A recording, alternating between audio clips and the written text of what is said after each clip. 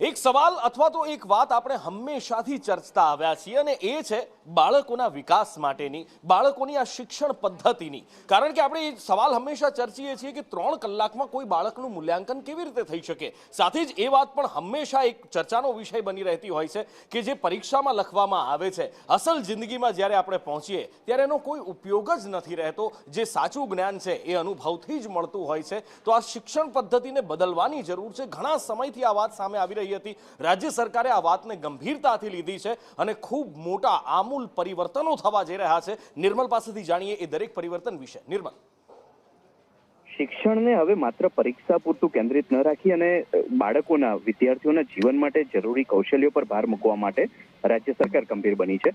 360 degree મૂલ્યાંકન કરવા માટેનો નિર્ણય રાજ્ય સરકાર દ્વારા કરવામાં આવ્યો છે, જેના કારણે બાળકોનું ભણતર હવે વધારે સરળ બનશે.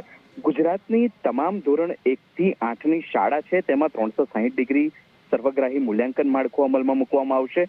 માત્ર લેખિત કસોટીથી મૂલ્યાંકન કરવાને બદલે સતત અને સર્વાંગી મૂલ્યાંકન કરવામાં આવશે.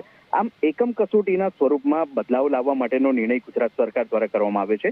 મૂળભૂત રીતે જોઈએ તો ગુજરાત સરકાર દ્વારા એક કમિટી રચવામાં આવી હતી અને એ કમિટીએ અહેવાલ પણ પોતાનો મુખ્યમંત્રીને સુપ્રત કરી દીધો હતો.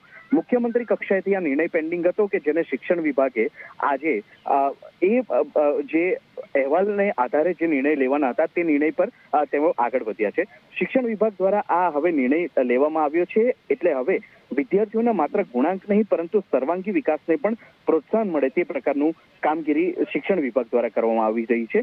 ગુજરાતની આ પહેલ જેવું શિક્ષણ તેવું મૂલ્યાંકનના સિદ્ધાંત પર આધારિત રહેશે. અને આગળ વાત કરવી છે અમદાવાદમાં થયેલી એક મારામારીની. જી હા, અમદાવાદમાં પહેલા પણ એક ફ્લેટમાં ભજન બાબતે મારામારી થઈ હતી અને ફરી એકવાર કંઈક આવું જ થયું છે.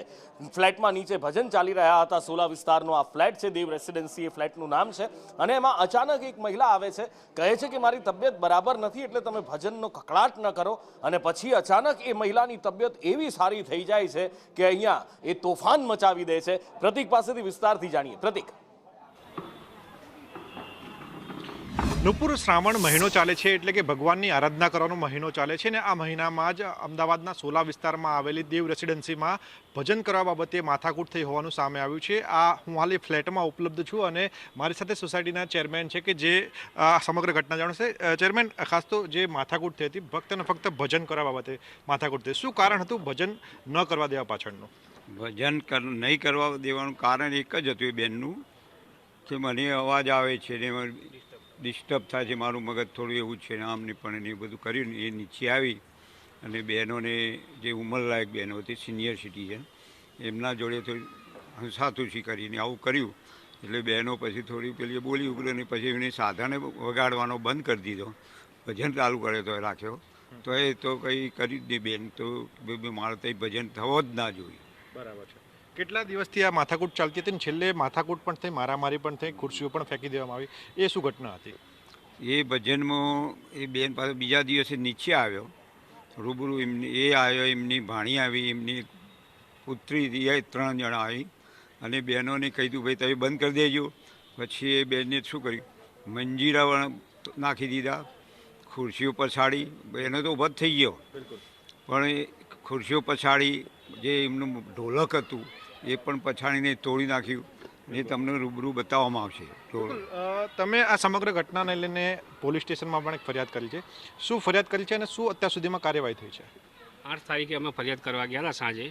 બધા મહિલા મંડળોને સાથે લઈને જ ગયા હતા અમે. અને પીઆઈ શ્રી જે હતા એમનો પણ અભિપ્રાય મળ્યો છે. આજે એક્શન લેવાના છે, એમને બંનેને હાજર કરવાના પોલીસ સ્ટેશનમાં.